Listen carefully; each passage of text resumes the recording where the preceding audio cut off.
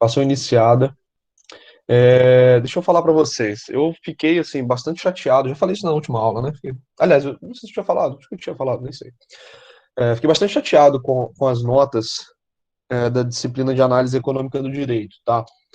De forma geral, nas duas turmas, da manhã e da noite, as médias foram muito baixas, muito baixas. Isso, óbvio, liga um ponto de alerta, né? Para mim, enquanto professor, talvez eu precise revisar, né, a maneira como a gente vem ministrando a matéria, velocidade, exercícios, mais conteúdo bibliográfico, né, adicional, enfim, isso com certeza farei. Peço feedback de vocês, como já falei na última aula, para poder também sugerir coisas diferentes, tá? E o objetivo da matéria, como eu já frisei outras vezes também, é que vocês saiam da nossa disciplina com um raciocínio econômico mais apurado. Eu entendo que o ideal seria que esse raciocínio econômico ele ficasse assim mais gravado em vocês a partir da disciplina de economia política, né? Que vocês já tivessem alguns gatilhos mentais para fazer uma análise mais crítica de determinadas situações. E eu percebo isso, assim, é uma crítica construtiva, uma assim, ainda esse raciocínio muito verde na maioria de vocês, né? Assim, algumas respostas, a maneira como a resposta é construída, algumas ideias que são colocadas no papel que não fazem muito sentido econômico, né? E então isso prejudica, eu acho, o entendimento da nossa matéria de análise econômica do direito. Por mais que a gente tenha frisado ainda conteúdos introdutórios, né? Isso gasta tempo também da matéria. Bom, enfim, o resultado foi muito ruim, e me preocupa porque tem muita média 4, 3, e isso é um passaporte já para A3, para se permanecer assim, né, praticamente para todo mundo, porque é improvável que quem tirou nota 4, 3, a maioria, né, vamos colocar na média, sempre falando, oi, oi, Natália, Natália, não sei se seu áudio abriu aqui, Luciano, porque para mim travou. travou. Eu não sei se pode ser sua conexão, porque seu áudio para mim tá bem ruim. Se todo mundo estiver me ouvindo bem, talvez seja alguma coisa na sua conexão. Eu não reparei aqui ter ficado ruim. Travou para vocês? Tá normal? Eu, eu acho, O áudio aqui do senhor tá normal. eu acho que alguma coisa talvez na sua conexão, Natália, porque o seu áudio tá um pouco ruim. Pode ser isso. Mas tá gravando, tá? A aula. Se prejudicar o entendimento, eu vou disponibilizar para vocês, tá? Mas assim, voltando ao que eu estava falando, me preocupa muito, né, essa média de notas. Fiquei, assim, esperava uma média maior. A matéria não é tão simples, mas eu esperava uma média maior. Então, o que que eu vou fazer para a turma de análise econômica do direito? Eu não vou fazer isso em economia política, tá? Eu já havia anunciado que eu daria um trabalho para A2. A princípio, esse trabalho faria uma composição de nota para A2, mas por conta do número, assim, da média muito baixa da A1, eu vou fazer com que esse trabalho, eu vou considerar esse trabalho como um trabalho extra, tá? Então vai valer uma nota extra para a prova. Consequentemente, nós não teremos questão extra na A2, consequentemente, a prova vai valer 10 na A2, ok? Mas quem fizer esse trabalho vai poder adicionar, não é, eu fiz, ganhei 2. Não. Quem fizer esse trabalho vai poder chegar até 2 pontos extras, tá bom? Para incluir na média desse bimestre da A2. Então, o trabalho que nós faríamos compondo a nota, ele vai entrar como uma nota extra, até para a gente tentar aliviar esse problema. Não tem o tema ainda, tá, Natália? Não defini o tema. Eu passo para vocês isso até a semana que vem e dou 1, 2 semanas para vocês me devolverem, tá bom? Mas vai ser um trabalho individual, discursivo, né? Vocês vão ter que escrever sobre algum texto, talvez sobre alguma resenha sobre algum texto, enfim. E esse trabalho, ele também vai ser considerado para a entrega daquele livro que eu falei que eu havia comprado, e eu já tinha comentado que eu daria para o melhor trabalho, então, quer dizer, além de tudo, ainda vai ter o melhor texto, ainda vai ganhar, além dos pontos extras, vai ter o livro. Que eu espero ajude vocês também a aprofundar esse entendimento, tá bom? Então, só retomando, a gente vai ter o trabalho, vai valer para as duas turmas. É um livro só para as duas turmas, né? É um livro só para as duas turmas. Comprei dois livros, um para economia política, outro para análise econômica do direito. A Economia na Palma da Mão. Foi um livro que eu até recomendei aqui logo na primeira aula. É um livro bem introdutório, mas ele tem muitos temas, né? Introduz muitos temas de uma maneira bem didática. Um livro que eu gosto muito, inclusive. Apesar de ser um livro simples, é muito interessante. Beleza, pessoal? Então, retomando, a gente vai ter o trabalho, esse trabalho vai valer 2, essa nota 2 ela vai ser incluída a mais na média, né? Ela vai somar 2 pontos extras à média, para que a gente possa ter aí um alívio desse, dessas médias que foram muito ruins na disciplina. Agora, se com esse trabalho 2, ainda assim o aluno for para 3, aí podem esperar uma prova bem mais difícil na 3, né? Porque já dei questão extra na prova 1, das 2 pontos extras na A2. Se mesmo assim não precisar ir para 3, aí vai precisar estudar muito para poder obter média para passar, tá? Então, já vamos deixar combinado aqui, né? Previsível, né? Como é que vai funcionar esse andamento até o final do nosso semestre, né? Não vai ser uma prova, óbvio, para poder arrancar couro de ninguém, mas vai ser um nível mais difícil do que foi a 1 e que vai ser a 2, né? Acho que é justo, né? Porque, afinal de contas, nós estamos dando 3 pontos extras para poder a obtenção de média, né? Acho que é mais que o suficiente para ajudar. Afinal de contas, o objetivo do aluno sempre é passar sem nada disso. E a prova eu também acho que estava tranquilo, por isso me surpreendeu muito a média de notas. Agora, um ponto específico: a segunda turma teve uma média superior, a turma da noite teve uma média superior à turma da manhã. A assiduidade da noite é muito maior. Na noite eu tenho 30 e poucos alunos e a turma é do mesmo tamanho, tá? Então aqui a assiduidade está baixa. Então talvez as pessoas, a maioria, sempre na média, tá, pessoal? Ah, professor, vim em toda a aula, mas tirei nota baixa. Ok, mas na média, talvez as pessoas que tiraram notas menores não estejam frequentando todas as aulas, né? Eu não fiz esse comparativo, até porque eu não lancei as presenças ainda, mas pode ser uma hipótese aí para explicar a média mais baixa na turma da manhã. Apesar das duas terem sido baixas, na manhã o problema foi mais grave, tá? Bom, então vamos voltar aqui para o que interessa, vamos falar do nosso conteúdo. Era só esses recados que eu gostaria de dar. E eu havia dito para vocês que eu não faria revisão do conteúdo ministrado anterior para a gente poder acelerar, né, o nosso andamento da matéria. Porém, nós estamos há 3 semanas sem falar de. Há 3 semanas nós falamos do conteúdo que encerrou a A1, apesar de a gente ter feito a revisão, né? Então acho justo a gente fazer essa retomada nessa aula de hoje para que a gente possa ter assim, um andamento melhor da nossa matéria. Antes só de eu iniciar, tá ok, pessoal? Ficou entendida essa questão do trabalho? Beleza? Peço que repliquem também para quem não está aqui hoje.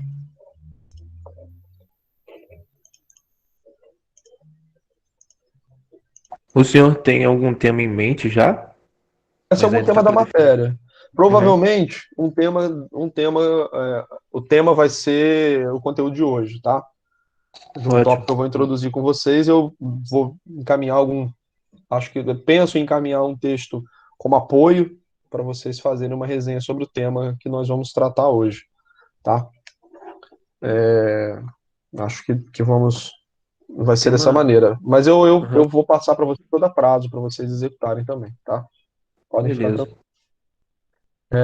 Deixa eu apresentar aqui.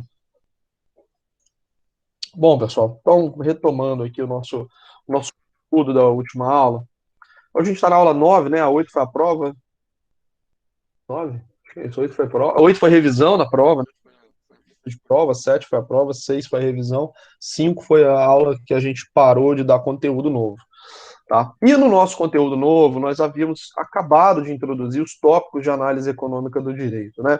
E naquele momento, eu logo iniciei a matéria fazendo uma provocação, uma provocação que inclusive caiu em prova, né? Foi aquela questão extra sobre o STF.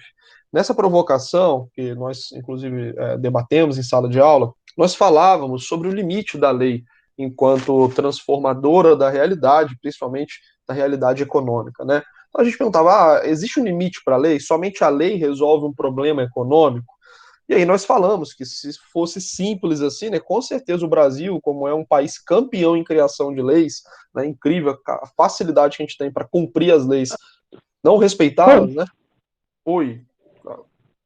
eu queria tirar uma dúvida. Se a gente fizer V3, ela substitui a menor nota ou se a minha nota da V3 Substitui, for menor que a da V1, não, mesmo assim ela vai substituir? ela substitui a menor nota, a 3.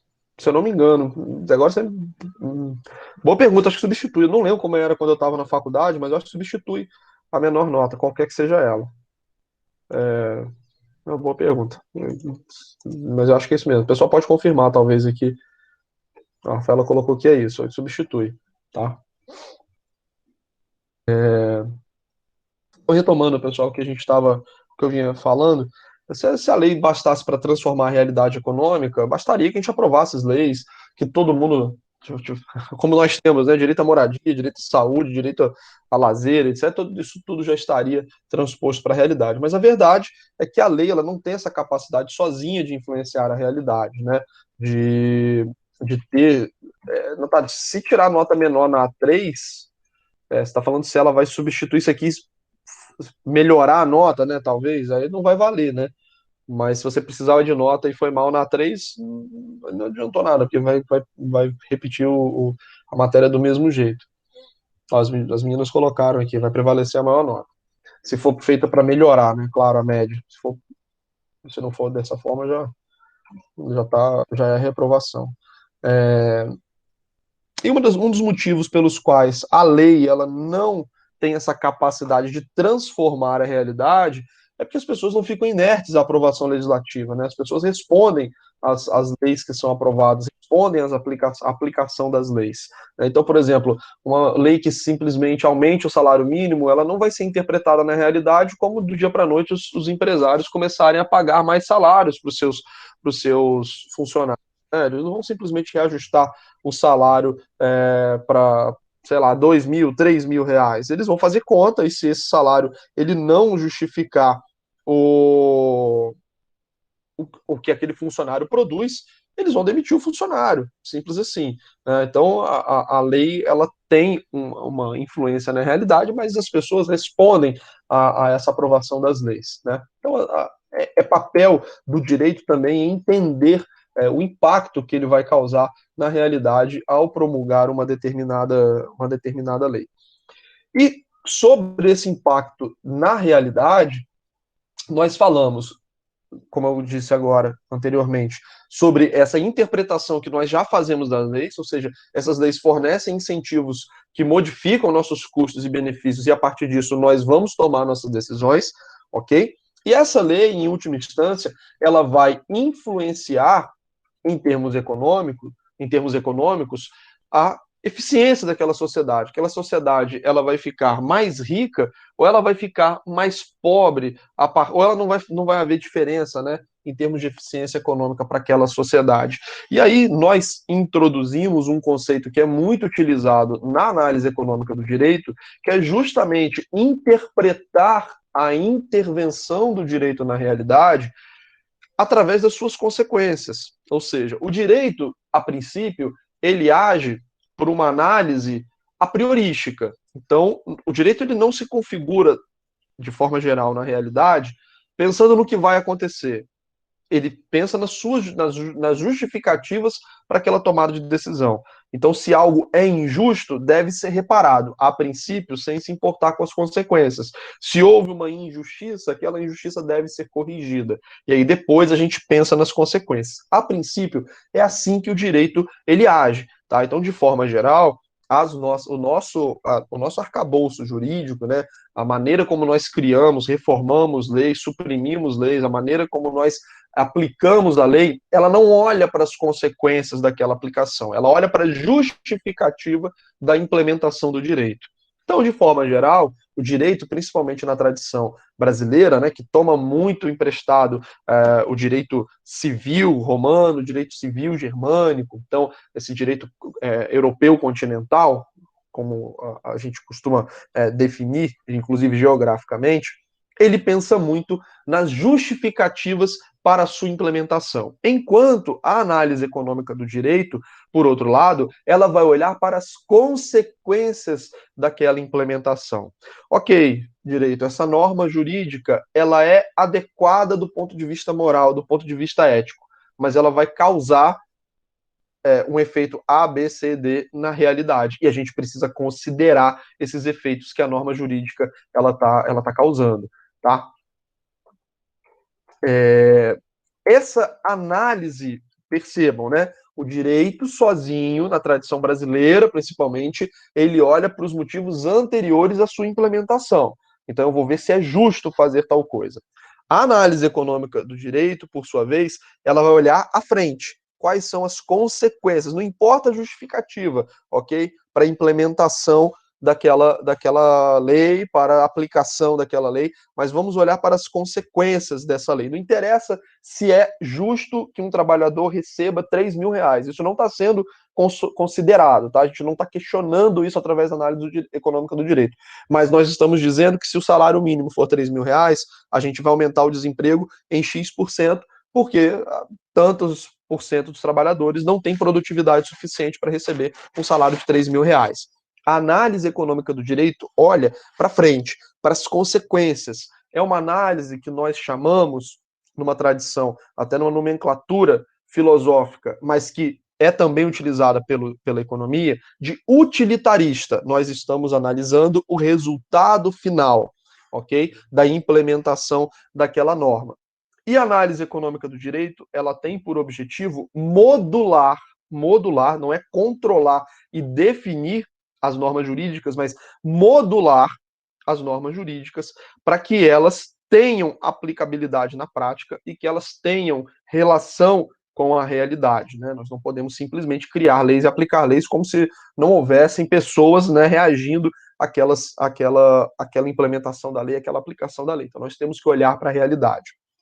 Ao olhar para a realidade, ao olhar para essa consequência da aplicação da lei, a análise econômica do direito, ela traz um conceito que nós trabalhamos em sala de aula de eficiência econômica, tá?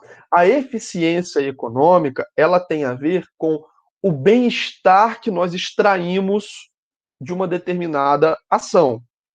Então, por exemplo, enquanto consumidores, quando nós pagamos muito pouco por um produto ou um serviço que nós gostamos muito, nós estamos tendo um bem-estar extremamente alto, né? Então imagina, eu gosto muito de sorvete de chocolate, eu comprei um sorvete de chocolate, sei lá, vamos pensar que essa linha nobre da Que Bom aí por R$ 5.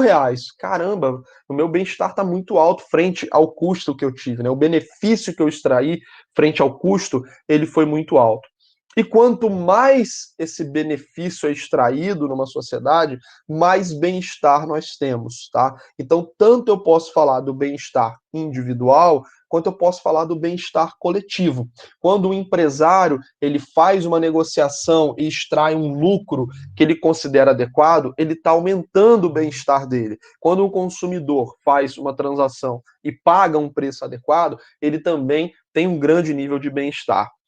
E esse bem-estar na sociedade, ele cresce conforme essa sociedade vai ficando mais rica, conforme essa sociedade vai ficando mais produtiva, mais eficiente, ok?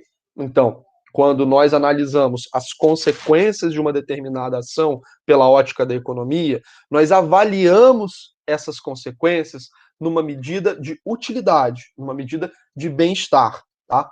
O papel da economia ao influenciar na realidade é tentar aumentar esse bem-estar, aumentar a eficiência econômica, que em última instância significa fazer, de forma geral, uma sociedade ser mais produtiva, ser mais rica. Quando nós juntamos essa abordagem da economia com a abordagem do direito, na análise econômica do direito, nós dizemos que as normas jurídicas, elas têm que ser calibradas para que, quando elas venham para a realidade, elas causem uma maior produtividade, uma maior eficiência econômica, um maior nível de bem-estar. Então, quando essa norma jurídica ela vem para a realidade, ela tem que estar preocupada com as suas consequências para saber se, de forma geral, a sociedade está sendo impactada positivamente em termos de evolução do seu bem-estar, em termos de desenvolvimento econômico, ou eu estou impactando essa sociedade negativamente? Ah, professor, então a norma jurídica ela sempre vai atender a uma racionalidade econômica, então a economia vai mandar no direito? Não, não é isso que propõe a análise econômica do direito. A análise econômica do direito introduz uma variável que deve ser considerada pela norma jurídica. É claro que, se for possível, a câmera perdeu o foco. É claro que, se for possível, que essa norma jurídica ela atenda a outros pressupostos e também a eficiência econômica, esse é o melhor dos mundos, ok?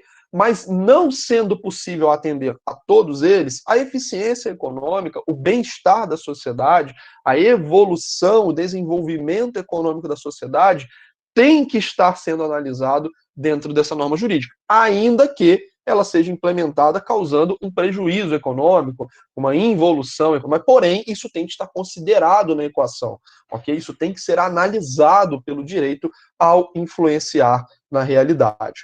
Então, a grande contribuição da análise econômica do direito é trazer um maior nível de eficiência econômica às decisões que são colocadas, que são tiradas do papel, as leis que são implementadas, aplicadas, criadas, reformuladas, suprimidas dentro de uma sociedade.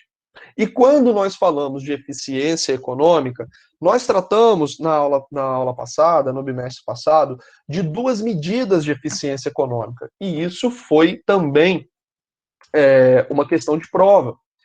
Essas duas medidas de eficiência econômica, elas não são, essa é correta e essa é errada. Elas são medidas de maneira diferente.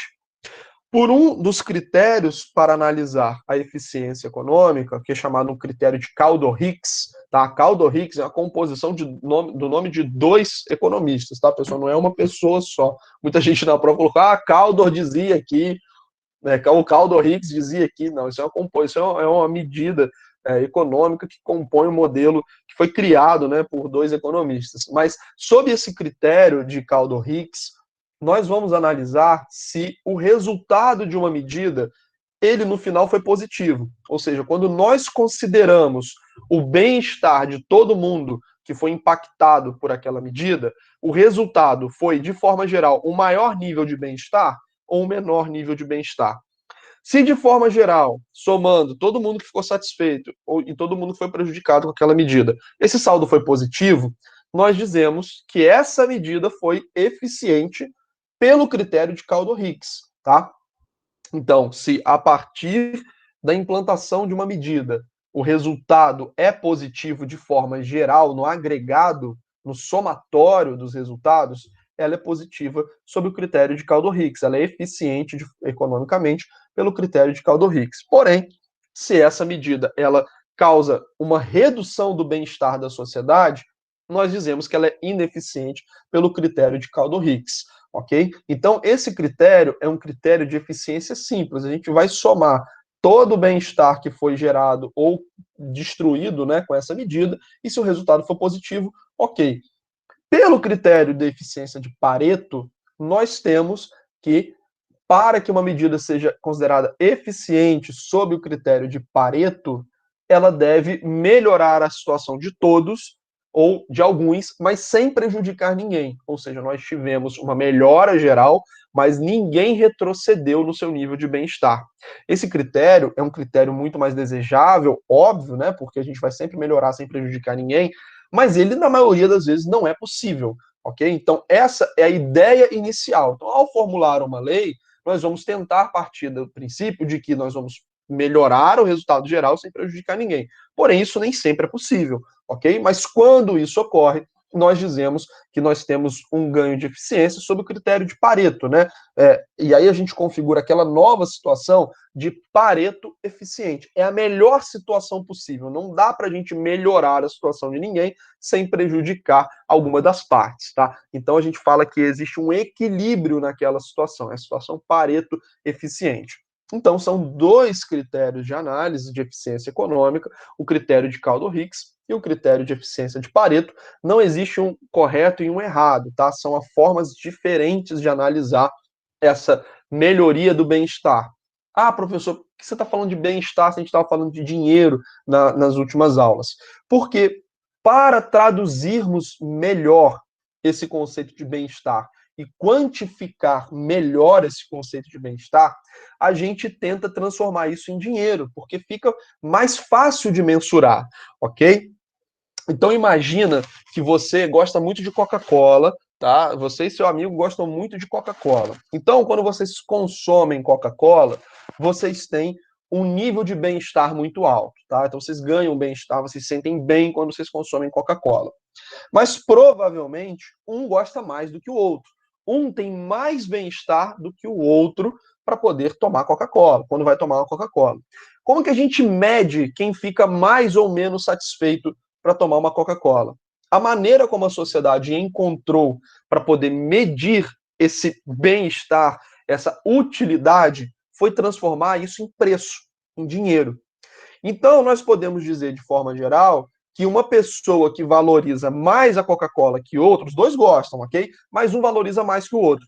Essa pessoa está disposta a pagar mais caro pela Coca-Cola. Então, ela pode desembolsar um preço mais alto para poder tomar aquela Coca-Cola. Por isso que, embora o objetivo do direito, embora o objetivo da economia seja maximizar o bem-estar, maximizar a felicidade das pessoas, maximizar a sensação de satisfação das pessoas, isso é muito solto, disperso no ar. Isso não é fácil de mensurar em nível de felicidade, né? Por isso, a gente traduziu essa felicidade em preço. Então, quando você valoriza, você tem mais bem-estar que outra pessoa ao consumir um determinado produto, você está disposto a pagar mais caro por aquele produto. Consequentemente, nós traduzimos esse bem-estar em dinheiro, em riqueza.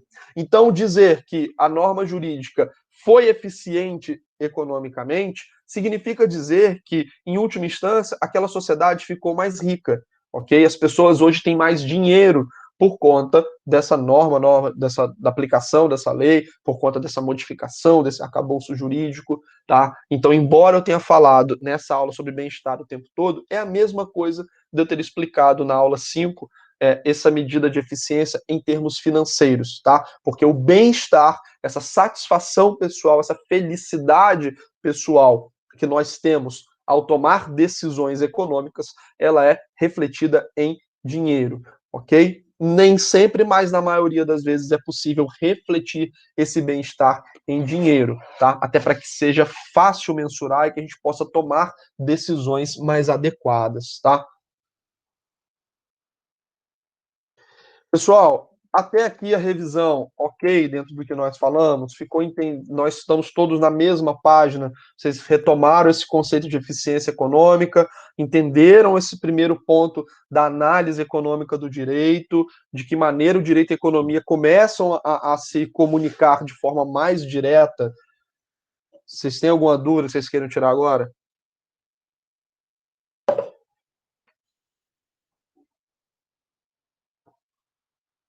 Beleza. Então, nós, na última aula, interrompemos, né, a nossa matéria, cortamos a matéria para um. O bem-estar é tão elevado que não pensa no valor do produto. Isso pode ser verdade, Sueli, mas imagina um leilão. Você tem duas pessoas que gostam muito de um produto, ok? E suponha que ambas têm capacidade econômica, tá bom? Não é que você não pensa no valor do produto. Significa o seguinte: quando você valoriza muito uma coisa, você está disposto a pagar mais caro. Veja que valorizar uma coisa não é que você fica feliz somente de consumi-la. Imagina um remédio, tá? Eu tô com dor de cabeça. Você também tá com dor de cabeça. E aí a gente vai na farmácia, só tem um remédio para poder ser comprado. Provavelmente vai ficar com o remédio quem estiver com a dor de cabeça mais insuportável. Não é que eu tô feliz que eu tô com dor de que eu vou comprar o remédio, ok? Então esse bem-estar, ele não significa somente felicidade, mas você conseguir suprir uma necessidade ou um desejo, ok?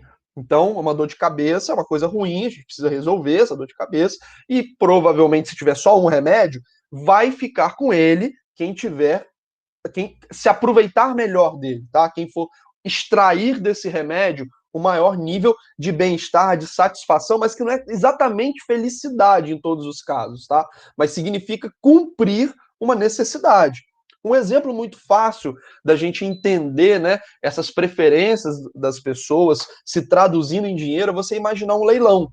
Então, um leilão vai ser vencido por aquela parte que mais valoriza. Todo mundo está interessado no leilão, certo? Então, se você vai no leilão, você está interessado no que você está adquirindo, no que você vai adquirir. Mas vai ficar com aquele produto, a princípio, né? Não vamos colocar restrição orçamentária nesse momento, né? Não vamos imaginar que todo mundo tem dinheiro para poder levar aquele bem. Mas vai ficar com ele quem dá o maior valor possível, tá?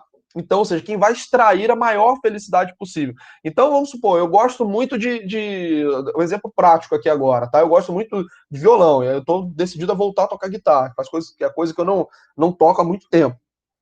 E eu acho que eu não dei exemplos nessa turma, dei exemplos no semestre passado. Mas quando eu vou numa loja de instrumentos musicais, eu, Igor, tocador amador, estou voltando a tocar depois de 10 anos. Eu não vou chegar e comprar um instrumento de 15 mil reais, certo? Eu vou procurar, às vezes, um de 2, 3 mil reais, que vai atender ao que eu preciso naquele momento, tá? Então, essa questão do bem-estar, por mais que eu goste muito, não é que eu não vou pensar no preço e vou levar qualquer coisa. Eu vou dosar isso frente ao que vai me trazer de retorno. Tá bom? Então, essa questão da utilidade, do bem-estar, ela é transformada em dinheiro para que seja melhor quantificável. Então, imagina que o Estado ele precisa fazer uma política de música, tá? O Estado quer implantar uma medida de música e quer dar instrumentos para as pessoas que precisam. O ideal seria ele dar para os músicos, certo? Porque se ele der um instrumento para mim, vai ter um ganho de bem-estar na sociedade, mas o músico vai extrair muito mais bem-estar que eu, ok? E isso é muito difícil de você mensurar só pela felicidade, satisfação. Isso não é fácil mensurar. Então, a gente atribui valores monetários a essas decisões. Então, vamos supor, qual seria um critério para o Estado distribuir guitarras para a sociedade? Vamos ver o que essa pessoa vai fazer com a guitarra. Ele vai fazer renda com essa guitarra? Ele vai trabalhar com ela? Então, qual seria a renda esperada de um músico e de um tocador amador? O tocador amador vai ser zero, que ele não vai contribuir em nada para a sociedade tocando guitarra. Mas um músico, ele vai ficar satisfeito e vai contribuir com a sociedade. Então, a utilidade dele é muito maior nesse sentido. Logo, um critério para definir quem ganharia uma guitarra seria tentar trazer um fluxo financeiro a partir do recebimento daquela guitarra, tá? Não sei se eu consegui trazer, assim, ficou entendido, Suélio? Eu tentei dar vários exemplos aí para a gente trazer isso para... Perfeito, professor. Show, beleza. Peguei sim, obrigado. Valeu. Pessoal, então, não havendo outras dúvidas, vamos partir para a análise econômica do direito da agora 2.0, né? Vamos começar aqui a nossa A2. E falar... Igor, beleza. Então, o Estado... a gente está falando de questões assim, que as pessoas vão ser impactadas por uma medida, por outra, mas o que isso tem a ver com o todo, né? E quando a gente pensa no todo, e isso caiu na prova de vocês, eu acho, em alguma pergunta sobre a relação do direito e da economia, né? Quando a gente pensa nessa influência que o direito tem na realidade, nós temos hoje na economia como uma das principais, um dos principais campos de estudo e uma das teorias que hoje são menos contestadas, né? Porque não tem certeza absoluta, né, nas ciências humanas, né? A economia é uma ciência humana, embora tenha muita matemática envolvida. Mas muitas das formulações econômicas, elas não podem ser comprovadas por um modelo matemático. Às vezes você tem indicadores que corroboram aquela visão, mas comprovada totalmente, igual a teoria da gravidade, por exemplo, a lei da gravidade, você não consegue comprovar em ciências humanas, né? Embora você tenha muita certeza, às vezes, do que você está falando, não dá para ter certeza absoluta. E uma das vertentes mais estudadas de economia nas últimas décadas é uma vertente chamada teoria institucional, tá? Que trata das instituições. E essa teoria econômica, ela tem uma relação muito grande com o direito e ela contribuiu muito para a análise econômica do direito. Porque a análise econômica do direito, a gente pode falar de tópicos específicos. Análise econômica do direito da propriedade, pum. Análise econômica do direito de contratos, do direito do trabalho, do consumidor, de sociedades. Enfim, de regulação. Então você tem vários tópicos específicos de análise econômica do direito, certo? Então você consegue desmembrar a análise econômica do direito em diversas aplicações. Só que existe uma visão geral, né? Existe uma justificativa geral para a gente falar sobre a análise econômica do direito. E essa justificativa geral, ela tem a ver com uma ideia que hoje é muito aceita na academia econômica, né, no estudo econômico, de que quando nós compomos todas as intervenções do direito na realidade econômica, quando nós pegamos as normas de direito do trabalho, de direito do consumidor, direito societário, direito contratual, direito regulatório, administrativo, quando a gente consolida tudo isso num quadro só, nós determinamos o desenvolvimento econômico de um país. Significa dizer que o direito, quando ele se transfigura para a realidade, quando ele é implementado na realidade, ele tem uma influência gigantesca na trajetória econômica de um país. Então nós podemos dizer que o conjunto de leis, o conjunto da aplicação dessas leis, a maneira como a sociedade se organiza juridicamente, a maneira como a sociedade escreve, interpreta e aplica suas normas que foram criadas, ela é determinante para o sucesso econômico daquela sociedade. Então as instituições, elas têm um papel relevante, determinante no desenvolvimento econômico de um país. Tá? É por isso que a análise econômica do direito, ela é mais do que dar eficiência a uma ou outra norma jurídica. Ela tem a ver, tornar o direito mais eficiente, tem a ver com tornar uma sociedade mais rica. E embora dinheiro não seja tudo na vida, claro que não é, você ter abundância não é tudo na vida, mas é difícil você imaginar uma situação ruim a ser enfrentada, que é melhor você enfrentar pobre. Qualquer que seja a situação de dificuldade, é melhor que você enfrente ela rico. Ah, estou muito triste, mas é melhor ser um rico triste do que um pobre triste. Ah, eu estou com um problema de saúde, mas é melhor você ter um problema de saúde sendo rico do que sendo pobre, né? As instituições acabam mandando no país, Pedro perguntou, podemos modular, podemos dar uma interpretação diferente dessa palavra mandar, tá? Significa dizer que as instituições, elas influenciam, elas determinam os rumos de um país, tá? Mandar é como se a gente tivesse uma vontade única por trás das instituições. Isso nem sempre é verdadeiro, principalmente nas democracias, né? Então, às vezes, você tem as instituições de um país, mas, às vezes, uma parte das instituições é capturada por alguns interesses, outra parte das instituições é capturada por outros. Vou dar um exemplo que talvez mostre isso. Ontem, na CPI, que está investigando a conduta do governo federal na Covid, nós tivemos o depoimento enquanto testemunha, né, do presidente da Anvisa. E ele tratou lá com uma independência muito grande, surpreendeu muita gente, eu inclusive. Ele falou com uma independência muito grande.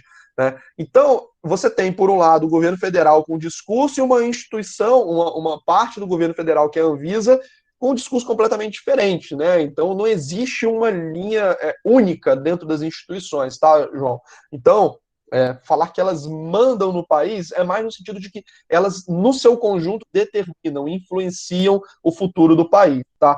Mas nem sempre é uma unidade de intenções, ok? Nem sempre é uma unidade de intenções por trás desse conjunto de instituições. A realidade é mais fragmentada, mas o conjunto delas, sem dúvida, tá? Manda no país no sentido de determinar o sucesso desse país, tá? Falar um pouquinho sobre isso, e se der tempo a gente entra em outro tópico mais específico da análise econômica do direito. Para que a gente possa, novamente, pessoal, ficar todo mundo na mesma página, né? Ah, Igor, instituições, o que significa? O que é isso, essas instituições? O que elas refletem, tá?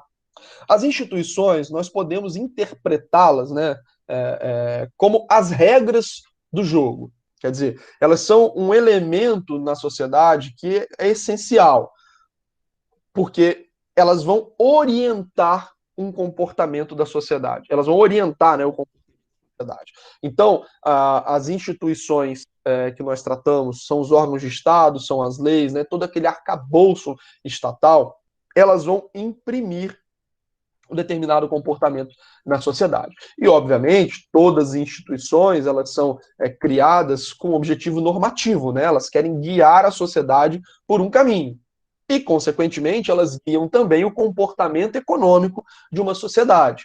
Ok? Então, as instituições, enquanto entendidas como regras de um jogo, elas vão orientar o comportamento da sociedade. O que você pode fazer, o que você não pode fazer, o que você está sendo influenciado a fazer pelo conjunto das instituições, o que você está sendo influenciado a não fazer. Então, isso guia o comportamento da sociedade e, consequentemente, guia também o comportamento econômico da sociedade. Tá? Essas instituições, que novamente nós vamos interpretar como o conjunto de regras de uma sociedade, como o conjunto da aplicação dessas regras da sociedade, o conjunto das entidades jurídicas que estão consubstanciando o direito na realidade, tá? Elas têm um objetivo. O objetivo de toda instituição é determinar regras. E essas regras, elas vão reduzir as incertezas que nós temos, né? Elas vão nos dar assim, sinais para reduzir as incertezas do que nós podemos fazer ou não, ok? Do que nós podemos, dos caminhos que nós podemos tomar ou não. Lembrem-se que eu falei ao longo da nossa A1 que os seres humanos, né, os indivíduos, eles reagem a incentivos e que as leis fornecem incentivos para os seres humanos, para os indivíduos, ok? Essas instituições, elas transfiguram, quer dizer, elas transcrevem transcrever não, elas são a própria dimensão dessas regras aplicadas à vida, né? Então, entender novamente as instituições como leis, como órgãos públicos, como aplicação das leis, é dessa forma que a lei, o Estado intervém no nosso dia a dia, né? Fornecendo esses elementos que nós vamos considerar para tomar nossas decisões. Então, se o Estado diz que determinada conduta é proibida, eu tenho um custo altíssimo se eu tiver decidido a tomar aquela decisão, né? Se eu tiver decidido a tomar aquela decisão, eu sei que eu posso, às vezes, ser preso, multado, posso ser processado, né? Por ter tomado aquela decisão proibida pelo Estado, pelas instituições. Por outro lado, se eu tenho uma conduta que é premiada, eu vou tentar seguir aquele caminho. Okay? Então, mediante essa configuração institucional, vejam, eu falava no primeiro momento, na A1, que o direito ele influencia a realidade. Agora a gente está trazendo isso para a realidade. Igor, como que o direito influencia a realidade? Através das suas instituições. As instituições são justamente esse direito consubstanciado na realidade. São as leis, são os órgãos públicos, são as instâncias de aplicação e interpretação dessa lei, ok? Então é dessa forma que o direito vem para a realidade, através do seu quadro institucional. E essas instituições, esse quadro institucional, ele tem uma influência direta sobre a nossa conduta, certo? Então, quando eu vou decidir o que fazer, eu estou olhando para esse quadro institucional e tomando minha decisão. Eu sei que, dependendo do tipo de decisão que eu estou tomando, eu tenho um custo atrelado a ela. Por exemplo, vamos imaginar, numa situação hipotética, uma sociedade cuja lei do aluguel ela seja muito rigorosa para quem está alugando o imóvel. Então, essa sociedade, ela diz que se você atrasar 2 meses de aluguel, você será despejado, não cabe recurso, ok? O mero atraso de pagamento de 2 meses, ele já dá ensejo a que você seja despejado daquele imóvel. Então, vai a força policial lá e tira você e devolve o seu imóvel, aquele imóvel ao dono, tá bom? Então, eu sei que se eu estou numa sociedade cuja lei do imóvel, a lei do inquilinato, ela é muito prejudicial ao inquilino, eu, enquanto inquilino, tenho um custo muito alto se eu decidir desrespeitar essa lei, para ser despejado. Eu não posso atrasar aquele aluguel por 2 meses, senão eu vou ser obrigado a sair daquele imóvel, certo? E enquanto dono do imóvel, eu tenho uma tranquilidade muito grande de alugar os meus imóveis, porque eu sei que se o meu inquilino atrasar 2 meses, eu só tenho o trabalho de mandar lá a polícia tirar ele do imóvel, porque eu tenho a lei ao meu favor, a aplicação da lei a meu favor, ok? Então, o custo do ponto de vista do inquilino de atrasar o imóvel é muito alto.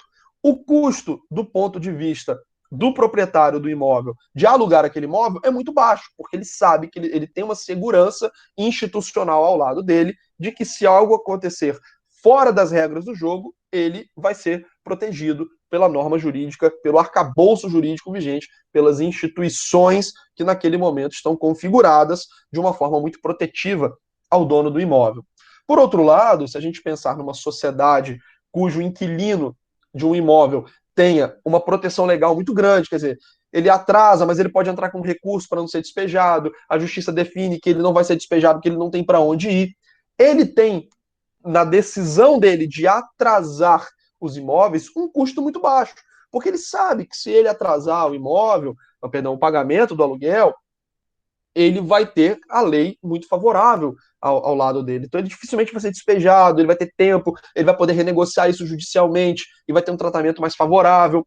E o dono do imóvel, o proprietário, ele tem um custo muito alto para colocar esse imóvel no mercado para aluguel. Porque se houver algum problema, ele sabe que ele vai ter dificuldade de tirar daquele inquilino, receber o que está atrasado. Então, a maneira como uma sociedade configura suas leis, a aplicação das suas leis, os seus órgãos públicos, o andamento interno nesses órgãos públicos, ou seja, o quadro institucional de uma sociedade influencia diretamente nos custos atrelados às decisões econômicas que cada um de nós fazemos, ok? Coloquei um exemplo extremo de um lado, exemplo extremo do outro, para poder dar a dimensão de como isso vai para a realidade, né? Então, ao tomar uma decisão de alugar um imóvel ou ao tomar uma decisão de colocar um imóvel em aluguel, nós analisamos aquele quadro institucional que trata justamente dessa questão do aluguel.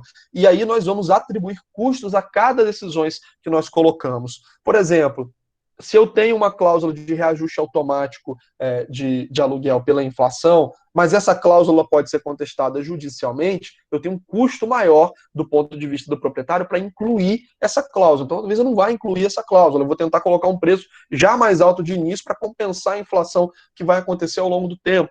Tá? Então, são várias as nuances, as maneiras pelas quais esse quadro institucional influencia na realidade econômica de uma sociedade. Quando nós agregamos tudo isso, somamos todos esses impactos nas mais diversas áreas, nós temos que as instituições de uma sociedade, elas têm influência sobre os custos totais de uma sociedade, que são justamente esses custos atrelados a uma decisão de fazer uma negociação, né, de fazer uma transação, de produzir alguma coisa dentro daquela sociedade. Então, se é muito custoso produzir algo numa sociedade, eu vou pensar várias vezes antes de tomar uma decisão de produção. Se é muito custoso eu transacionar, eu negociar numa sociedade, eu vou pensar várias vezes antes de fazer aquela negociação. E logo, se essas instituições impõem custos muito altos à sociedade, essa sociedade tende a produzir menos e a transacionar menos. Logo, essa sociedade ela tende a ser menos eficiente do ponto de vista econômico, consequentemente, ela é mais pobre no longo prazo. Tá? As boas instituições, eu falei muito de exemplos negativos, né? As boas instituições estabelecidas dentro de um Estado, elas reduzem esses custos atrelados às decisões econômicas. Então, elas têm regras previsíveis, a gente tem segurança de que essas regras serão implementadas caso algo fuja do estabelecido. Porque vamos pensar no caso daquela lei do inquilinato, a lei do aluguel, que era muito favorável no papel aos proprietários. Mas imagina que se esse proprietário entra com uma ação de execução, isso demora anos para ser julgado. Então não adianta você ter essa configuração institucional de uma parte na lei, mas se a aplicação não funciona, ok? Então as boas instituições, elas se comunicam, né, de maneira coesa, né, você tem uma coesão institucional e, de forma geral, elas vão reduzir esses custos atrelados às decisões econômicas. Numa sociedade com boas instituições, nós temos uma previsibilidade quando nós estamos tomando decisões econômicas. Então, eu não fico preocupado de tomar uma decisão e essa decisão lá na frente ser contestada, ela ser revertida, ela ser onerada, ela ser modificada. Né? Então imagina que eu estou construindo uma fábrica e aí depois eu construí uma fábrica porque eu tinha um benefício fiscal, né? Reduzindo imposto. Aí vem daqui a 3 anos uma decisão judicial dizendo que eu não poderia ter esse benefício fiscal. E aí eu vou ter que voltar lá para trás o meu quadro financeiro e pagar esse imposto acumulado. Né? Então eu perco previsibilidade quando as instituições elas não funcionam de maneira coesa. Ou seja, eu tenho aqui uma prefeitura dando uma isenção, mas aí depois o Tribunal de Justiça do Estado diz que eu não tinha direito a essa isenção. Né? Então essas instituições não se comunicam. Então não basta que a gente tenha apenas uma instituição ou poucas instituições funcionando. Do ponto de vista do desenvolvimento econômico, importa o conjunto dessas instituições, de que forma existe uma coesão dessas instituições econômicas e como que elas contribuem para esse desenvolvimento econômico ao longo do tempo.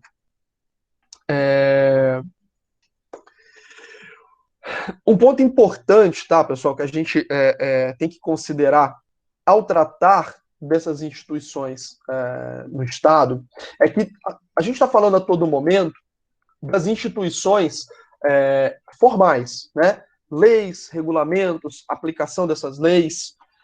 Mas quando a gente pensa na configuração dessas instituições, a gente também tem que olhar para as instituições informais, que são basicamente a cultura, os valores. Vocês lembram quando vocês estudavam, né, a norma jurídica, como a norma ela é criada numa sociedade, né? Aí você tem às vezes aquela pirâmide, né, que a gente vai avaliar a hierarquia da norma jurídica, mas a gente também avalia a maneira, né, como essa norma jurídica ela é criada. Então, na base de toda a sociedade, nós temos, antes de qualquer lei, historicamente, né, isso é tanto correto do ponto de vista histórico quanto correto do ponto de vista lógico, antes da formulação das leis, antes da configuração efetiva de um quadro institucional, nós temos os valores, a cultura de uma sociedade. Essa cultura e esses valores, eles ajudam a moldar esse quadro institucional. Tá? Então, dependendo de como essa sociedade de quais são os valores que essa sociedade compartilha, de como que é a cultura dessa sociedade historicamente, isso vai ter influência significativa sobre as instituições. Mas é importante que a gente também tenha em mente que as instituições também influenciam a cultura e os valores de uma sociedade. Então, se os valores e a cultura de uma sociedade eles são ruins do ponto de vista da eficiência econômica, se a gente consegue, de alguma forma, configurar uma instituição ou que o conjunto dessas instituições ela seja positivo, isso ao longo do tempo transforma a sociedade. Então, vou dar um exemplo, né, aqui do país, do Brasil. No Brasil, a gente tem um desrespeito sistemático às leis, né? Então existe um desrespeito sistemático às leis. A famosa lei que não pega no Brasil, ou a lei que está só no papel, né? Então isso é um grande problema, né? A gente tem essa dificuldade, né? E esses valores, eles estão, assim, essa prática está disseminada na sociedade. Então isso é cultural também. Vamos supor que do dia para a noite, todos os órgãos oficiais, né, as instituições legais oficiais, comecem a ser assim, muito rígidas na aplicação da lei, né? Então você não tem mais brecha para tomei uma multa, mas conheço o guarda. Furei esse sinal aqui, mas todo mundo faz isso. Né? Imagine que todas as condutas que estão fora da regra do jogo, elas comecem de fato a ser enquadradas nas regras do jogo. Isso, depois de algum tempo, vai fazer com que a própria sociedade modifique a sua cultura. Ou seja, apesar da cultura e dos valores de uma sociedade serem importantes para a configuração institucional de um país, a partir daquela configuração institucional, a gente tem um processo de retroalimentação. Então, essa configuração institucional, ela volta para trás, influenciando as culturas e valores. Então, se de alguma forma nós conseguimos implementar boas instituições no país, a gente vai ter essas instituições fazendo o caminho inverso e influenciando a realidade. Um exemplo recente que nós tivemos de instituições funcionando foi durante, por exemplo, o período que a Lava Jato assim, disparou diversas operações, prendeu muita gente importante que historicamente, em outros momentos, a gente jamais imaginaria, né? Empreiteiros, políticos sendo presos, e por um período relativamente grande de tempo, a gente teve um medo muito grande desses figurões, né, da política, do empresariado, né, de que isso de fato acontecesse de maneira disseminada e o Brasil entrasse, né, numa trajetória de cumprimento de lei. Infelizmente, isso acabou se perdendo, né, não preciso dizer porquê, todo mundo vem acompanhando, mas se a gente tivesse, será que se a gente tivesse de fato implementado aquela cultura, né, de que a lei atinge todos indiscutivelmente, indistintamente, será que quanto tempo a gente teria, né, para que isso gerasse efeitos positivos na base da sociedade? Então, boas instituições, elas influenciam a sociedade, ok? Elas influenciam a sociedade. Antes de eu seguir para o segundo tópico, eu deveria ter trocado isso de página, mas até aqui, pessoal, a explicação está ok. Eu estou falando muito, vocês não estão me interrompendo, eu fico sem saber. Vocês não estão entendendo nada, eu estou entendendo tudo. Ou uma parte, mas não tem parado para poder perguntar. Vocês querem fazer uma pergunta até agora, ou por enquanto está ok?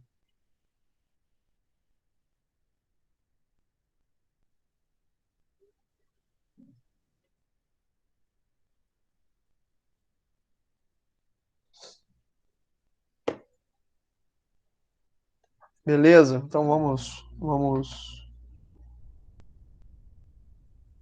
continuar.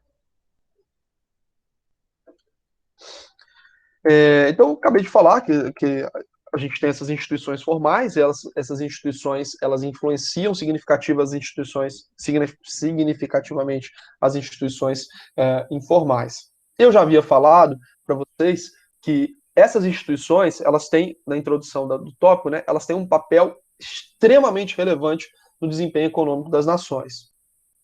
E é dito que se essas instituições elas têm papel relevante, se a gente tem assim uma influência significativa das instituições no desenvolvimento econômico, significa dizer que nesse momento as nações com menor desenvolvimento elas então têm um quadro institucional de pior qualidade quando comparado com as instituições de países desenvolvidos, né? Então, se existe uma relação causal, né? Então, se o desenvolvimento econômico ele é causado em parte grande pelas instituições que existem num determinado país, significa dizer que então o Brasil tem um quadro institucional de pior qualidade, né? Isso é um raciocínio até dedutivo do que nós estamos estudando. Logo, se essas instituições elas têm um papel tão relevante e se a gente pode dizer que algumas instituições funcionam e outras não funcionam, se as dos países desenvolvidos funcionam e as dos países não desenvolvidos não funcionam, por que a gente não copia, né, o modelo institucional do que funcionou para o que não funcionou? E antes da gente responder essa questão, uma reflexão que a gente deve fazer ao tentar copiar, né, um modelo que deu certo é investigar, né, as causas desse modelo ter dado certo e se ele funciona em quaisquer circunstâncias. Porque, como nós falamos agora há pouco, esse quadro de valores, esse quadro cultural que nós temos no nosso país, ele talvez tenha assim, componentes muito próprios do Brasil, né? Eu não estou falando desse desrespeito à lei, eu não estou falando disso, estou falando de, às vezes, outros componentes que nós temos na nossa cultura e na nossa história que influenciam o nosso comportamento. E às vezes você pegar um modelo, por exemplo, americano, um modelo europeu, e simplesmente transportar para cá, sem olhar para essa realidade, isso provavelmente, assim, isso dificilmente vai conseguir ser implementado de uma maneira mais adequada, assim, de uma maneira simples, né? Simplesmente vamos copiar o modelo alemão, copiar o modelo britânico, o modelo americano e vamos colocar aqui nessas instituições. Isso deve ser feito, obviamente, considerado, mas de uma maneira crítica, de uma maneira a tentar adaptar essa realidade lá fora para cá. Porque se a gente pensar no desenvolvimento dessas nações, não houve, como eu falei aqui para o João, uma pessoa, um grupo de pessoas controlando esse desenvolvimento. Isso foi se dando ao longo do tempo de uma maneira um pouco espontânea, certo? Então, o desenvolvimento das instituições em cada país dificilmente teve uma contribuição específica de um grupo único ou de uma pessoa dizendo o que deveria ser feito. Isso foi uma construção ao longo de séculos e séculos, né? Então, simplesmente transportar o quadro institucional de um país para outro país, isso é potencialmente problemático. Possivelmente, a solução mais adequada seria tentar adaptar os principais institutos desses países para a realidade local. Porque a gente se depara, inclusive, com questões históricas, né? E é interessante essa teoria institucional porque ela realmente faz muito sentido, né? Antes da teoria institucional havia uma suspeita, havia outras teorias econômicas tentando justificar o sucesso, né, dos países desenvolvidos em contrapartida aos países subdesenvolvidos. E uma dessas teorias falava da questão geográfica, né, que determinados países têm um clima mais propício, têm um solo mais fértil, têm mais acesso a riquezas naturais do que outros países. Mas vamos pegar essa última explicação, né? Se isso fosse verdade, imagine na época da colonização das Américas, né? Onde havia a maior riqueza nas Américas era justamente na América do Sul, na América Central e na América do Norte, ali até o México, né? Que eram países, não eram países na época, mas eram áreas que tinham reservas de ouro e prata gigantescas. Né? Então o Brasil tinha muito ouro, a América Central, o restante da América do Sul tinha muito ouro e prata, o México também tinha muitas riquezas minerais, e não obstante, são os países menos desenvolvidos das Américas. Né? Então, se essa questão se essa questão das riquezas naturais fosse tão importante, né, essa questão geográfica, né, de fato, fosse tão importante, seria o caso da gente ter o Brasil e esses outros países extremamente ricos nesse momento, né? O que não foi o caso, apesar das riquezas naturais que nós temos, nós estamos longe de sermos ricos, e outros países, como países africanos, que são extremamente ricos em petróleo, os países árabes, alguns são desenvolvidos, né? Mas naquela península arábica ali, muitos são subdesenvolvidos, apesar da riqueza mineral que possuem, né? Então, essa hipótese da questão geográfica, dos recursos naturais, ela cai por terra quando a gente analisa esses dados históricos. Por outro lado, quando a gente pensa, por exemplo, em questões culturais, não, alguns países se desenvolveram melhor porque tem uma cultura superior. E vejo que é possível você levantar essa hipótese sem necessariamente ser uma teoria preconceituosa. Talvez você tenha determinados traços de comportamento em algumas sociedades que favorecem o crescimento econômico, né? Alguns traços culturais, alguns traços de valores. Mas quando a gente olha para a Coreia, por exemplo, a gente tinha até 1940, 1950, uma sociedade coreana que compartilhava não só um espaço geográfico muito próximo, mas compartilhava culturas, idioma semelhantes, e a partir do momento em que houve a divisão entre a Coreia do Sul capitalista e a Coreia do Sul comunista, você tem caminhos completamente distintos, né, em termos de desempenho do desenvolvimento econômico. Então, tanto a questão cultural quanto a questão geográfica, a questão de recursos naturais, de fato, olhando hoje, é difícil você tentar justificar a riqueza desses países através dessas teorias. Colocando um olhar crítico sobre, por exemplo, a questão das colônias, né? Então eu falei, aqui na América, as colônias da América do Sul e América Central, o México, eram colônias que tinham riquezas naturais muito maiores, né? Mas como que era a política institucional dos impérios, ou da metrópole espanhola, da metrópole portuguesa, em relação às suas colônias nas Américas, né? Elas eram políticas extrativistas. elas tentavam extrair o máximo de recursos possíveis, né, dessas colônias.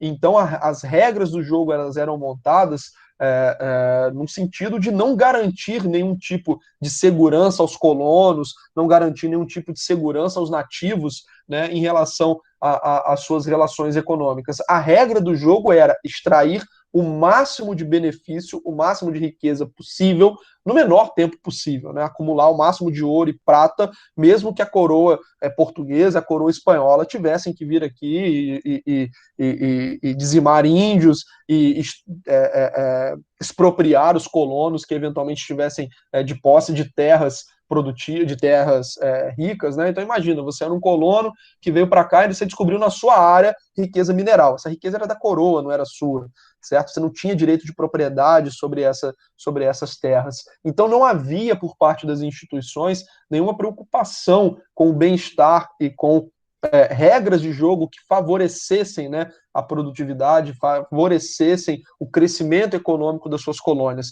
Na verdade, a regra do jogo era extrair benefícios para as metrópoles. Por outro lado, as colônias britânicas, né, principalmente nos Estados Unidos, você não tinha riqueza mineral abundante nos Estados Unidos, né? Nunca, pelo menos eu não lembro de ter estudado nenhum episódio, por exemplo, de extração de ouro e prata nos Estados Unidos, embora provavelmente pelo tamanho devia ter com certeza minas de ouro e prata, mas não eram coisas extremamente relevantes. Para que aquelas áreas elas florescessem, você tinha que ter algum tipo de atrativo, né, para que os colonos fossem e empreendessem lá e iniciassem as suas vilas, cidades, etc. Então havia, por exemplo, nas colônias britânicas, um respeito ao direito de propriedade que nunca houve nas colônias espanholas e nas colônias portuguesas, né? O direito de propriedade e a previsibilidade do sistema jurídico ao interpretar conflitos, ela era muito parecida com os conflitos que eram colocados na metrópole. Então, as instituições que foram importadas para as colônias britânicas se assemelhavam muito às instituições que existiam na própria Inglaterra, no próprio Reino Unido, né? No Reino Britânico, né? Não falava Reino Unido naquela época, na própria Reino Britânico daquela época. Então eram instituições que de fato favoreciam, né, o crescimento da sociedade, enquanto aqui nas nossas colônias portuguesas e espanholas você não tinha essa lógica. Na verdade, você tinha a lógica da extração de maior recursos possível, sem se importar com direitos de propriedade, etc. Não havia previsibilidade sobre as regras, não havia segurança jurídica nenhuma dos colonos aqui. Eles eram peões, né, manuseados pelas coroas espanhola e portuguesa para extrair o máximo de riqueza possível. Quando a gente olha, por exemplo, para a Coreia do Norte, Coreia do Sul, você tem na Coreia do Sul a implementação de instituições muito parecidas às instituições ocidentais, né, que nós podemos chamar as instituições capitalistas, enquanto na Coreia do Norte você tinha a implantação de instituições muito semelhantes às instituições soviéticas, comunistas. E o resultado da Coreia do Norte foi semelhante ao resultado que foi obtido nas repúblicas soviéticas, nas repúblicas comunistas, né? O desempenho econômico desses países ele sempre foi deficiente, sempre foi muito inferior ao desempenho econômico das instituições de países com modelo capitalista. Então, essa hipótese da cultura e dos valores, a hipótese geográfica, ela fica num degrau abaixo de evidências para que a gente estabeleça essa teoria institucional num patamar mais alto e como uma justificativa mais plausível para o desenvolvimento das sociedades. E é interessante, o Igor colocou assim, no fim, tudo se resume à política, né? Tudo é política. E é interessante você trazer esse tópico agora, porque, de fato, na teoria institucional, na maneira pela qual nós enxergamos, né, as instituições como determinantes num conjunto de países, a política ela tem uma influência significativa. Porque, embora você tenha as instituições com um grau determinante no desenvolvimento, essas instituições elas são controladas, né, elas são estabelecidas pelo poder político vigente naquela época. Então, o poder político na Coreia do Norte, naquele momento, tomou a decisão de seguir o modelo soviético. O poder político na Coreia do Sul tomou uma decisão de seguir um modelo ocidental de instituições. E um dos problemas que nós temos ao tentar trazer essas instituições para serem implementadas em outros países, um desses problemas é o problema cultural, como eu já mencionei, mas um outro problema é o problema político. Porque numa hierarquia de instituições, o poder político, o poder que controla as decisões, as instâncias decisórias, ele está acima de qualquer outro, né? Então, o que o Igor colocou aqui, de que no fim tudo se resume à política, de fato tem uma verdade muito grande contida nessa afirmação. Porque, mesmo que nós tenhamos a concepção de que as instituições elas são relevantes para o desenvolvimento econômico de um país, de que as boas instituições são relevantes para o desempenho econômico de um país, e que países desenvolvidos eles têm instituições que funcionam ao longo do tempo para esse propósito, então é só a gente pegar e trazer para a realidade. Uma das grandes barreiras que nós temos para trazer esse modelo de instituições para os países menos desenvolvidos, países pobres ou subdesenvolvidos, emergentes, né? Então, cada época inventa um nome diferente para poder exprimir a mesma coisa, né? Mas uma das grandes barreiras que nós temos para trazer boas instituições para cá são justamente as barreiras políticas.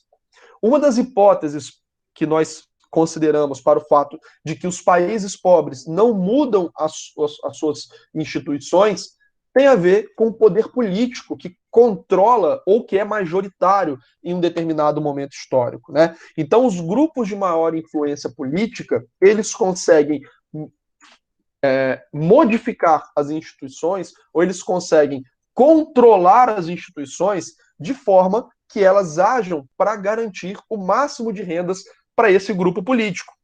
E nem sempre, na maioria das vezes, né? Na maioria das vezes, nem sempre, na maioria das vezes, o resultado dessas escolhas que são realizadas pelo poder político e que privilegiam, né, uma parte da sociedade, na maioria das vezes não coincide com as decisões que maximizariam a riqueza da população. Então pode até ser que existam casos em que uma elite política tome decisões em seu benefício e que isso acabe gerando um grau de riqueza maior para a sociedade, mas a maioria das vezes isso não acontece.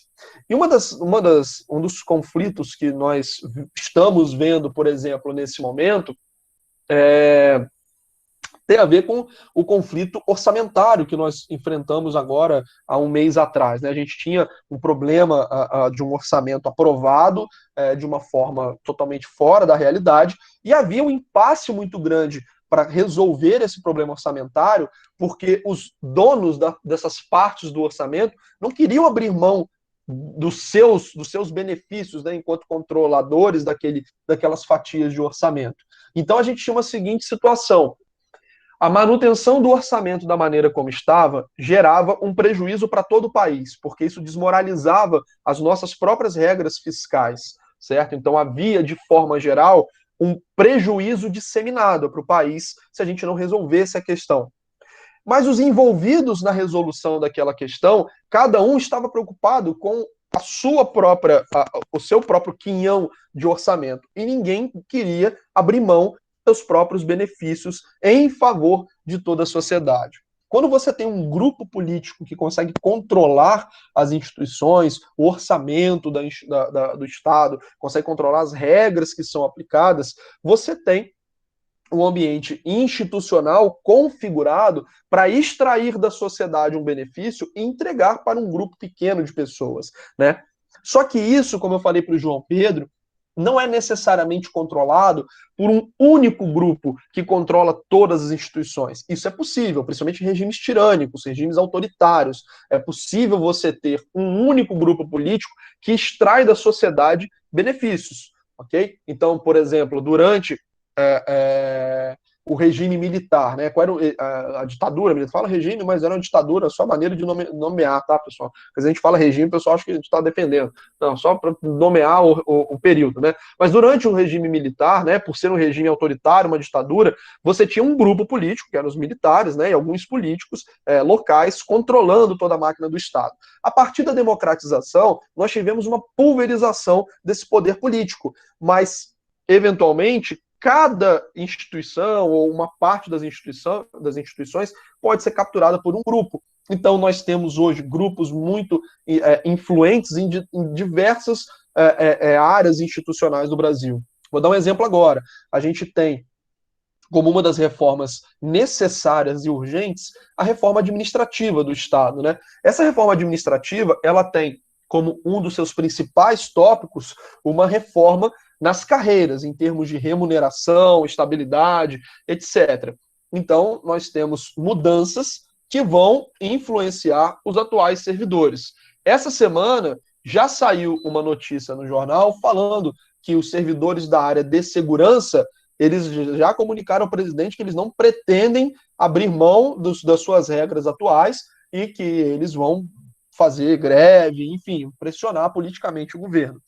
Então nós temos que uma mudança geral seria melhor para toda a sociedade, mas um grupo específico, ele tenta defender os seus privilégios que estão garantidos na lei, né? Se a gente tem, por outro lado, a reforma tributária, muitos grupos empresariais e muitos estados já alertaram que eles não pretendem abrir mão do seu tratamento tributário em favor de uma reforma mais ampla, que vai privilegiar toda a sociedade. Então, por mais que, por exemplo, na questão tributária, nós tenhamos a clareza, de forma geral, entre os economistas, de que o imposto sobre valor agregado, que é o IVA, né, ele seja uma tributação, um modelo tributário muito superior à cacetada de impostos que nós temos hoje no país, a troca desse modelo, que é um modelo inferior hoje, todo mundo concorda que é um péssimo modelo, para um modelo superior, não é simplesmente você virar a chave e falar, bom, agora nós temos um modelo tributário compatível com as principais economias do mundo. Porque nesse meio do caminho, muitas instâncias políticas vão se movimentar para tentar travar esse movimento e continuar da maneira como nós temos hoje, garantindo os seus privilégios, cada um garantindo um privilégio em determinada seara, em determinado aspecto institucional. Então, uma das grandes dificuldades que nós temos para a implementação de boas instituições dentro do país é justamente a gente conseguir reverter esse quadro institucional em que as instâncias políticas defendem a manutenção do status quo em instituições que claramente não funcionam para o nosso desenvolvimento econômico. Então, uma das grandes dificuldades da teoria institucional é ela conseguir transformar a realidade, né? Então, lembre da economia positiva e economia normativa. Então, eu tenho um diagnóstico hoje da realidade feito pela economia positiva. E existe uma prescrição, precisamos reformar as instituições, precisamos modificar as nossas instituições. Só que, para trazer isso para a realidade, nem sempre é tão trivial, porque uma das hipóteses para explicar a manutenção da pobreza em diversos países é que justamente essas instituições boas não conseguem penetrar nesses países de maneira adequada, porque as instâncias políticas que dominam o poder geral ou aquele poder fragmentado, elas bloqueiam essa mudança. Uma maneira da gente se conscientizar disso tudo, e sem dúvida nenhuma, se vocês pensarem em uma carreira que foi determinante para o país, essa carreira foi a carreira jurídica, tá? Então, se você pegar quantos presidentes eram bacharéis em direito, quantos presidentes de órgãos públicos, ministros eram bacharéis em direito, vocês vão ver que o direito, quer dizer, os bacharéis em direito no Brasil, eles têm influência significativa e determinante para as políticas que são implementadas, né? Então, uma das maneiras para que a gente consiga quebrar esse quadro institucional, eu não tenho dúvida, passa por uma melhor formação dos nossos operadores do direito, entendendo, né, esse conflito institucional que existe, entendendo que existem Mariano colocou, por isso que todo operador de direito safado, né? Olha, eu fui gerente de banco durante 10 anos e também está no imaginário popular, e tem uma certa verdade para as duas coisas, né? A fama, né, de algumas profissões muitas vezes é justificada, né? Talvez por exemplos, às vezes poucos exemplos, né? Ou muitos exemplos pouco ruins, né? Então tem essas duas possibilidades, né? Mas não é só advogado, operador de direito de maneira geral que é mal visto pela população, né? Tem essa opinião disseminada sobre muitas carreiras populares no país, mas sem dúvida a carreira jurídica, né? Ela traz consigo uma série de oportunidades de atuação e muitas delas nas instâncias nas instâncias estatais. Uma das maneiras, eu não tenho dúvida, da gente conseguir modificar esse quadro institucional passa pelo entendimento do operador do direito, né, de que as boas instituições elas influenciam de maneira significativa o desempenho econômico, que é urgente que a gente faça essa mudança, né, institucional, para que essa mudança institucional também contribua para uma mudança social dentro do país. Tá? Não estou dizendo que a gente tem que necessariamente importar, como eu já falei, instituições exatas de outros países, mas não há dúvidas de que a gente precisa mirar, né, esses bons exemplos para que a gente possa ter futuramente uma capacidade de gerar riqueza e melhorar, de forma geral, a vida da população num futuro, espero que não tão longe. Né? A gente precisa ter essa concepção. Pessoal, o próximo tópico, esse tópico de instituições, né, ele é uma explicação geral para a importância da análise econômica do direito. Porque se nós dizemos que essas instituições, sendo a coleção de leis, a aplicação das leis, as instâncias do Estado, né, os órgãos públicos, a maneira pela qual o Estado e o direito vai para a realidade, se nós dizemos que isso tudo é determinante para o desempenho da nossa sociedade, né, a eficiência e o sucesso da nossa sociedade em termos econômicos, significa dizer que cada um desses pontos também é importante. Tá? E a partir da próxima aula, eu vou encerrar a aula por aqui para que a gente não fique com o conteúdo pela metade, a partir da próxima aula eu vou iniciar o tópico de análise econômica do direito sobre os direitos de propriedade. E vocês vão perceber que muito do que eu falei aqui hoje vai contribuir para o entendimento desses outros tópicos que nós temos mais específicos da análise econômica do direito. Tá? Antes de liberar vocês, eu vou tirar aqui o print da nossa presença e queria saber se vocês ficaram com alguma dúvida relativo a essa matéria que eu mencionei. Um ponto, eu vou mandar para vocês, esse final de semana, alguns conteúdos, né, de apoio para falar sobre essa teoria institucional, né, textos sobre teoria institucional, e muito provavelmente eu vou definir isso até o final de semana e comunicar até a próxima aula. Muito provavelmente nós teremos o trabalho que eu mencionei em cima desse conteúdo, tá? Então, provavelmente, texto sobre esse conteúdo, uma resenha sobre algum texto que eu mandar para vocês. Viu WebGIS? Viu WebGIS o quê, João? Que eu vou mandar para vocês? É o tema do trabalho, isso. Vou mandar para vocês via WebGIS, mas eu vou comunicar na próxima aula também. Eu vou dar pelo menos uma semana para vocês produzirem esse conteúdo, tá? Show. Então, mando por lá, mas eu falo em aula também. Pessoal, vocês têm alguma dúvida a respeito da matéria? Só sabendo o feedback de vocês, que as instituições formais são derivadas das informais? Sim, Gabriel, elas são em grande parte derivadas das instituições informais. Mas, como eu falei, a partir do momento em que você configura essas instituições formais, a maneira pela qual elas vão agir vai influenciar também as instituições informais, tá? Então, por exemplo, vamos supor, eu falei do nosso sistema judicial, né? O sistema judicial brasileiro, historicamente, ele é muito ruim, né? Muito ruim, sob qualquer critério. Eficiência econômica, eficiência nas decisões, no cumprimento das decisões. Especificamente, eu dei o exemplo da Lava Jato, que trata do sistema judicial penal, criminal, né? Então, ele foi constituído, o sistema judicial brasileiro, ele é constituído hoje, né, em cima dos valores da cultura da sociedade, que hoje é uma cultura de baixíssima adesão às normas, né? Então, nós temos um desrespeito sistemático às normas jurídicas por parte da sociedade brasileira. Não obstante ele ter sido constituído numa base cultural muito prejudicial às suas decisões, né? Isso a gente percebe, né, pelo histórico das decisões do sistema judicial brasileiro.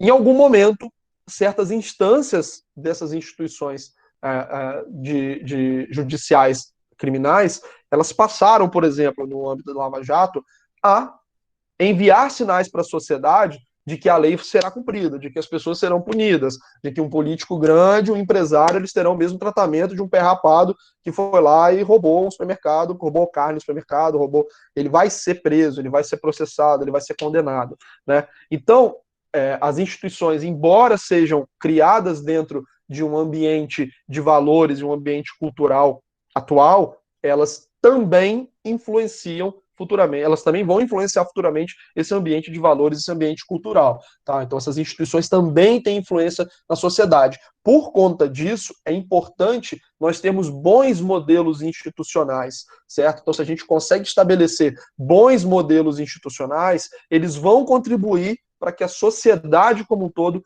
também seja modificada positivamente, tá? Porque existe uma influência desse modelo institucional na sociedade. Tá? Embora sejam criados no seio da sociedade, que tem seus valores, suas culturas, eles depois vão alimentar, né, eles vão influenciar essa mesma sociedade. Show? Ficou bem explicado? Beleza.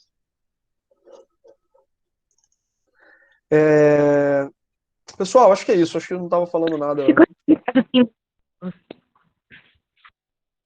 Ficou muito ruim quem falou agora. Eu não vi quem foi, mas se puder botar no chat, Foi eu não eu, consegui. que trabalho com CIT. Ah, Natália, tá. Eu só não entendi o que você falou. Se puder botar por escrito, eu não consegui entender nada que você falou.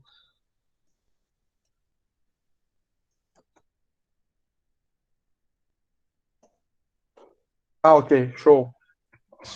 Pessoal, então se ninguém tiver nenhuma outra dúvida, a aula de hoje ela está dada, está encerrada. Eu vou encerrar aqui a gravação. Se cuidem aí, saúde para vocês.